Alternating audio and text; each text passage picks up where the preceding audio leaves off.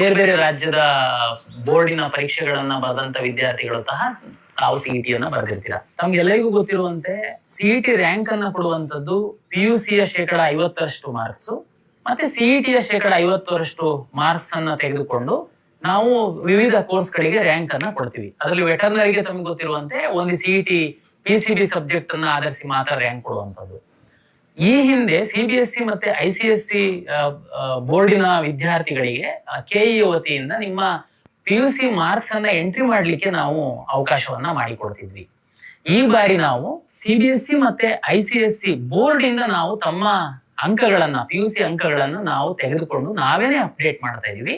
ಹಾಗಾಗಿ ತಾವ್ಯಾರು ನಿಮ್ಮ PUC ಅಂಕಗಳನ್ನ KE ವೆಬ್ಸೈಟ್ ಅಲ್ಲಿ ಅಪ್ಡೇಟ್ ಮಾಡುವಂತಹ ಅಗತ್ಯ ಇಲ್ಲ. ತುಂಬಾ ವಿದ್ಯಾರ್ಥಿಗಳು ಕೇಳ್ತಾ ಇರುವಂತದ್ದಕ್ಕೆ ತಮ್ಗೆ ತಿಳಿಸ್ಬೇಕು ಅಂತ ಹೇಳಿ ನಾನು ವಿಡಿಯೋ ಮೂಲಕ ನಾನು ತಮ್ಗೆ ತಿಳಿಸ್ಲಿಕ್ಕೆ ಇಚ್ಛೆ ಪಡ್ತೀನಿ.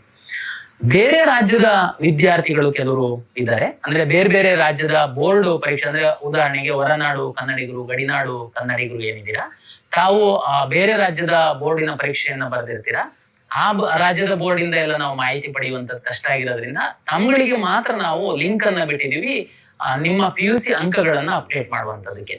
ಇನ್ನೊಮ್ಮೆ ರಿಪೀಟ್ ಮಾಡ್ತೀನಿ, ಕರ್ನಾಟಕ ರಾಜ್ಯದಲ್ಲಿರುವಂತಹ CBSE, ICSE ಮತ್ತೆ ಕರ್ನಾಟಕ PU ಬೋರ್ಡ್ ನಡೆಸುವಂತಹ ಈ 3 ಬೋರ್ಡ್ ಇಲ್ಲಿ ನಡೆದಿರುವಂತಹ ಪರೀಕ್ಷೆಗಳಲ್ಲಿ ತಾವು PUC ಪಾಸ್ ಆಗಿರುವಂತವರ ಅಂಕಗಳನ್ನ ನಾವು ಸಂಬಂಧಪಟ್ಟ ಬೋರ್ಡ್ಗಳಿಂದಾನೇ ತೆಗೆದುಕೊಳ್ತೀವಿ. ಯಾವ ವಿದ್ಯಾರ್ಥಿಗಳು ತಾವು ತಮ್ಮ PUC ಅಂಕಗಳನ್ನ KE ವೆಬ್ಸೈಟ್ ಅಲ್ಲಿ ಬಂದು ಅಪ್ಲೋಡ್ ಮಾಡುವಂತಹ ಅಗತ್ಯವಿಲ್ಲ. ತಮ್ಗೆ ಇನ್ನೊಂದು ಗಮನಕ್ಕೆ ತರ್ತೀನಿ, ತಾವೀಗಾಗ್ಲೇನೆ CET ಅಪ್ಲಿಕೇಶನ್ ನಲ್ಲಿ ತಮ್ಮ ರಿಜಿಸ್ಟ್ರೇಷನ್ ನಂಬರ್ ಕೊಟ್ಟಿದ್ದೀರಾ, ಪರೀಕ್ಷೆಯನ್ನ ರಿಜಿಸ್ಟರ್ ನಂಬರ್ ಕೊಟ್ಟಿದ್ದೀರಾ. ಒಮ್ಮೆ ಚೆಕ್ ಮಾಡ್ಕೊಳ್ಳಿ, ಏನಾದ್ರು ತಪ್ಪಿತ್ತು ಅಂತಂದ್ರೆ ಸರಿಪಡಿಸಿ, ಎಡಿಟಿಂಗ್ ಆಪ್ಷನ್ ಇದೆ. ಯಾಕೆ ಅಂತಂದ್ರೆ ನಾವು ಬೋರ್ಡ್ ಇಂದ ನಿಮ್ಮ PUC ಅಂಕ ಬಂದಾಗ ನಾವು ಮ್ಯಾಚ್ ಮಾಡ್ತೀವಿ. ನೀವು ರಿಜಿಸ್ಟರ್ ನಂಬರ್ ಸರಿ ಬರ್ದಿತ್ತು ಅಂತಂದ್ರೆ ಸರಿಯಾಗಿ ಮ್ಯಾಚ್ ಆಗುತ್ತೆ. ಇದು ತಮ್ಮ PUC ಅಂಕಗಳನ್ನ ಎಂಟ್ರಿ ಮಾಡುವಂತದ್ದಕ್ಕೆ ಸಂಬಂಧಪಟ್ಟಂತೆ ಸಾಕಷ್ಟು CBSE, ICSE ವಿದ್ಯಾರ್ಥಿಗಳು ದೂರವಾಣಿ ಮೂಲಕ ನಮ್ಗೆ ಕೇಳ್ತಿದ್ರಿಂದ ನಾನು ಇದನ್ನ ತಮ್ಗೆ ತಿಳಿಸ್ಲಿಕ್ಕೆ ಇಚ್ಛೆ ಪಟ್ಟೆ.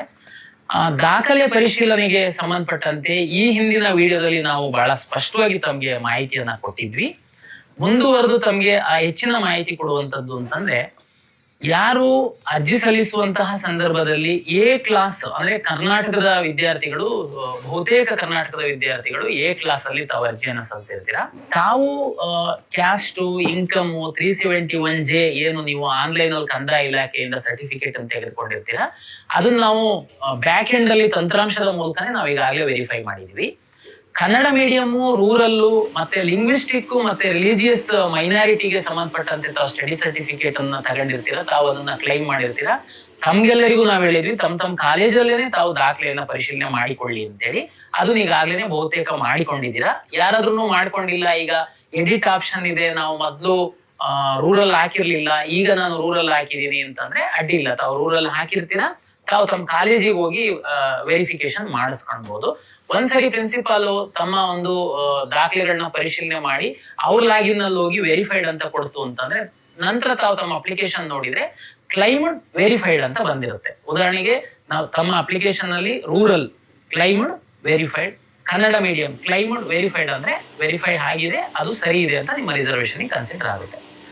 A ಕ್ಲಾಸ್ ಅನ್ನು ಹೊರತುಪಡಿಸಿ ಇರುವಂತಹ B, C, D, Z ತನಕ ಬೇರೆ ಬೇರೆ ಕೆಟಗರಿ ಇರುವಂತಹ ವಿದ್ಯಾರ್ಥಿಗಳಿದ್ದೀರಾ.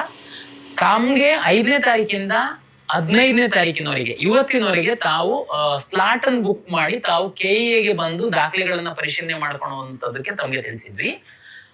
ಸಾಕಷ್ಟು ವಿದ್ಯಾರ್ಥಿಗಳಿಗಾಗಲೇ ಮಾಡಿಸ್ಕೊಂಡಿದ್ದೀರಾ. ಮುಂದುವರೆದು ಅದನ್ನ 20ನೇ ತಾರೀಕಿನ ತನಕ ನಾವು ದಿನಾಂಕವನ್ನ ವಿಸ್ತರಿಸಿದೀವಿ. ಯಾರಾದ್ರೂ ದಾಖಲೆ ಪರಿಶೀಲನೆ ಮಾಡ್ಕೊಂಡಿಲ್ಲ ಅಂತಂದ್ರೆ ತಾವು 20ನೇ ತಾರೀಕಿನ ತನಕ KE ವೆಬ್ಸೈಟ್ ಅಲ್ಲಿ ಹೋಗ್ಬಿಟ್ಟು ಅಪಾಯಿಂಟ್ಮೆಂಟ್ ತಗೊಂಡು ತಾವು ದಾಖಲೆಯನ್ನ ಪರಿಶೀಲನೆ ಮಾಡಿಕೊಳ್ಳಬಹುದು. ಇನ್ನು A ಕ್ಲಾಸ್ ಅಲ್ಲಿರುವಂತಹ ವಿದ್ಯಾರ್ಥಿಗಳು ಮತ್ತೆ ಕೆಲವು ಬೇರೆಯವರು, ಕೆಲವು ಎಕ್ಸ್ ಸರ್ವಿಸ್ ಮೆನ್ ಮಕ್ಕಳು ಮತ್ತೆ ಸ್ಕೌಟ್ಸ್ ಅಂಡ್ ಗೈಡ್ಸ್, ಈ ತರ ಬೇರೆ ಬೇರೆ ತಾವು ವಿಶೇಷ ರಿಸರ್ವೇಶನ್ ಅನ್ನ, ವಿಶೇಷ ಸಾಧನೆಗಳಿಗೋಸ್ಕರ ತಾವು ಸರ್ಟಿಫಿಕೇಟ್ ಏನಿತ್ತು NCC, ಡಿಫೆನ್ಸ್, ಎಕ್ಸ್ ಡಿಫೆನ್ಸ್, ಈ ತರದ್ದೆಲ್ಲ ತಾವು ಕ್ಲೈಮ್ ಮಾಡಿದ್ರಿ. ತಮ್ಗಳಿಗೆ ದಾಖಲೆಯನ್ನ ಸಲ್ಲಿಸುವಂತದಕ್ಕೆ ನಾವು ಹೇಳಿದ್ವಿ. ಈಗಾಗಲೇ ದಾಖಲೆಗಳನ್ನ ಸಲ್ಲಿಸಿದಿರ ಪ್ರಾಧಿಕಾರಕ್ಕೆ. ತಾವು ಕೊಟ್ಟಿರುವಂತಹ ದಾಖಲೆಗಳನ್ನ ಆಯಾಯ ಇಲಾಖೆಗೆ, ಉದಾಹರಣೆಗೆ ಡಿಫೆನ್ಸ್ ಕ್ಲೈಮ್ ಮಾಡಿತ್ತು ಅಂತಂದ್ರೆ ಆ ಡಿಫೆನ್ಸ್ ಅವರಿಗೆ ನಾವು ಕಳಿಸಿ ಪರಿಶೀಲನೆ ಮಾಡಿ ನಿಮ್ಮ ರಿಸರ್ವೇಶನ್ ನೀವು ಎಲಿಜಿಬಲ್ ಇದೀರಾ ಇಲ್ವಾ ಅನ್ನುವಂಥದ್ದು ನಾವು ಸದ್ಯದಲ್ಲೇನೆ ವೆಬ್ಸೈಟ್ ಅಲ್ಲಿ ಪಬ್ಲಿಷ್ ಮಾಡ್ತೀವಿ. ಸ್ಪೋರ್ಟ್ಸ್ ಕ್ಲೈಮ್ ಮಾಡಿರುವಂತಹ ವಿದ್ಯಾರ್ಥಿಗಳಿಗೆ ಒಂದು ವಿಶೇಷವಾದ ಮಾಹಿತಿ. ತಮ್ಗೆ ಇಲ್ಲಿವರೆಗೆ ನಾವು ಸ್ಲಾಟ್ ಕೊಟ್ಟಿರ್ಲಿಲ್ಲ. ನಾಳೆಯಿಂದ 20ನೇ ತಾರೀಕಿನ ತನಕ ಸ್ಪೋರ್ಟ್ಸ್ ಕ್ಲೈಮ್ ಮಾಡಿರುವಂತಹ ವಿದ್ಯಾರ್ಥಿಗಳ ದಾಖಲೆ ಪರಿಶೀಲನೆಯನ್ನ ಪ್ರಾಧಿಕಾರದ ವತಿಯಿಂದ ನಡೆಸಲಾಗ್ತಾ ಇದೆ. ಯುವಜನ ಮತ್ತು ಕ್ರೀಡಾ ಇಲಾಖೆ ಅಧಿಕಾರಿಗಳು ಇಲ್ಲಿ ಬಂದು ನೀವು ಏನು ರಾಜ್ಯ, ರಾಷ್ಟ್ರ ಮತ್ತು ಅಂತಾರಾಷ್ಟ್ರೀಯ ಮಟ್ಟದಲ್ಲಿ ತಾವು ಏನು ಸರ್ಟಿಫಿಕೇಟ್ ಮೆಡಲ್ಸ್ ಪಡೆದಿರ್ತೀರಾ ಆ ದಾಖಲೆಗಳನ್ನ ನೀವು ತೆಗೆದುಕೊಂಡು ಬಂದ್ರೆ ಅವರು ಪರಿಶೀಲನೆ ಮಾಡಿ ತಾವು ಸ್ಪೋರ್ಟ್ಸ್ ಕೋಟಾದಲ್ಲಿ ಸೀಟ್ ಪಡಿಲಿಕ್ಕೆ ಎಲಿಜಿಬಲ್ ಇದೀರಾ ಇಲ್ವಾ ಅನ್ನುವಂಥದ್ದನ್ನ ತಿಳಿಸ್ತಾರೆ. ದಯಮಾಡಿ ಸ್ಪೋರ್ಟ್ಸ್ ಕ್ಲೈಮ್ ಮಾಡಿರುವಂತಹ ವಿದ್ಯಾರ್ಥಿಗಳು ತಾವು ಕೆಇಎ ವೆಬ್ಸೈಟ್ ಅಲ್ಲಿ ಹೋಗಿ ನಾಳೆಯಿಂದ ತಾವು 20ನೇ ತಾರೀಕಿನ ತನಕ ಅಪಾಯಿಂಟ್ಮೆಂಟ್ ತಗೊಂಡ್ಬೋದು. ತಾವು ಅಪಾಯಿಂಟ್ಮೆಂಟ್ ತಗೊಂಡು ಪೂರಕ ದಾಖಲೆಗಳೊಂದಿಗೆ ತಾವು ಕರ್ನಾಟಕ ಪರೀಕ್ಷಾ ಪ್ರಾಧಿಕಾರದ ಕಚೇರಿಗೆ ಬಂದ್ರೆ ನಾವು ದಾಖಲೆಯನ್ನ ಪರಿಶೀಲನೆಯನ್ನ ಮಾಡ್ತೀವಿ. ಇದು ಸ್ಪೋರ್ಟ್ಸ್ ಗೆ ಸಂಬಂಧಪಟ್ಟಂತೆ. ಬಹುತೇಕ ದಾಖಲೆ ಪರಿಶೀಲನೆಗೆ ಸಂಬಂಧಪಟ್ಟಂತೆ 20ನೇ ತಾರೀಕೊಳಗೆ ನಮ್ದು ಎಲ್ಲದನ್ನು ಮುಗಿಯುತ್ತೆ. ಕೆಲವರು ದೂರವಾಣಿ ಮೂಲಕ ಎ ಕ್ಲಾಸ್ ಕ್ಲೈಮ್ ಮಾಡಿರೋರು ದಾಖಲೆ ನಾನು ಈಗಾಗಲೇ ಕ್ಲಾರಿಫೈ ಮಾಡಿದ್ದೀನಿ. ತಾವು ಎ ಕ್ಲಾಸ್ ಅಲ್ಲಿ ಇರುವಂತಹ ವಿದ್ಯಾರ್ಥಿಗಳು ನೀವು ಇಲ್ಲೆಲ್ಲೂ ಬರುವಂತ ಅಗತ್ಯ ಇಲ್ಲ. ತಮ್ಮ ಕಾಲೇಜ್ ಪ್ರಿನ್ಸಿಪಾಲೇನೆ ವೆರಿಫೈ ಮಾಡ್ತಾರೆ. ದಾಖಲೆ ಪರಿಶೀಲನೆ ಮಾಡುವಂತದ್ರ ಬಗ್ಗೆ ತಮ್ಗೆಲ್ಲ ಸ್ಪಷ್ಟತೆ ಬಂದಿದೆ ಅಂತೇಳಿ ನಾನು ಭಾವಿಸ್ತೇನೆ. ಜೊತೆಗೆ ತಾವು ಇತ್ತೀಚೆಗೆ ಮಾಧ್ಯಮಗಳಲ್ಲಿ ನೋಡಿರ್ಬೋದು, ಕರ್ನಾಟಕ ಪರೀಕ್ಷಾ ಪ್ರಾಧಿಕಾರ ಮೊಬೈಲ್ ಆಪ್ ಅನ್ನ ಸಹ ರಿಲೀಸ್ ಮಾಡಿದೆ. ತಾವು ದಯಮಾಡಿ ಮೊಬೈಲ್ ಆಪ್ ಅನ್ನ ಡೌನ್ಲೋಡ್ ಮಾಡಿ. ನಮ್ಮ ವೆಬ್ಸೈಟ್ ಅಲ್ಲಿ ಲಿಂಕು ಮತ್ತೆ QR ಕೋಡ್ ಇದೆ. ನಾವು ಯಾವ್ದೆಲ್ಲ ಹೊಸ ಮಾಹಿತಿಗಳು ಬರುತ್ತೆ ತಮ್ಗೆ ಮುಟ್ಟಿಸ್ಬೇಕು ಅಂತ ಹೇಳಿದೆ ಅದನ್ನ ನಾವು ಈ ಮೊಬೈಲ್ ಆಪ್ ಅಲ್ಲಿ ಅಪ್ಲೋಡ್ ಮಾಡ್ತಾ ಇರ್ತೀವಿ. ನಿಮ್ಗೆ ನೋಟಿಫಿಕೇಶನ್ ಡಿಸ್ಪ್ಲೇ ಆಗುತ್ತೆ, ಅದರಿಂದ ನಿಮಗೆ ಸಹಾಯ ಆಗುತ್ತೆ ಅಂತೇಳಿ ನಾನು ಭಾವಿಸ್ತೇನೆ. ಜೊತೆಗೆ ಈಗೇನ್ ತಾವು ನೋಡ್ತಾ ಇದ್ದೀರಾ ಯೂಟ್ಯೂಬ್ ಚಾನಲ್, ನಾವು ವಿದ್ಯಾರ್ಥಿಗಳು ಮತ್ತು ಪೋಷಕರಿಗೆ ಮಾಹಿತಿಗೋಸ್ಕರ ನಾವು ಕೆಇಎ ವತಿಯಿಂದ ಅಧಿಕೃತವಾಗಿ ಈ ಯೂಟ್ಯೂಬ್ ಚಾನಲ್ ಅನ್ನ ಶುರು ಮಾಡಿದೀವಿ. ನಾವು ನಿರಂತರವಾಗಿ ಹೊಸ ಮಾಹಿತಿ ತಮ್ಗೆ ಅನುಕೂಲ ಆಗುವಂತದ್ದು ಏನಿದೆ ಅದನ್ನ ಕೊಡುವಂತ ಕೆಲಸವನ್ನ ನಾವು ಮಾಡ್ತೀವಿ. ಕೆಇಎ ಯೂಟ್ಯೂಬ್ ಚಾನಲ್ಗೆ ಸಹ ತಾವು ಸಬ್ಸ್ಕ್ರೈಬ್ ಆಯ್ತು ಅಂತಂದ್ರೆ ನಿಮಗ ಒಳ್ಳೆ ರೀತಿಯ ಸರಿಯಾದ ಮಾಹಿತಿ ಸಿಗುವಂತದಕ್ಕೆ ಸಹಾಯ ಆಗುತ್ತೆ.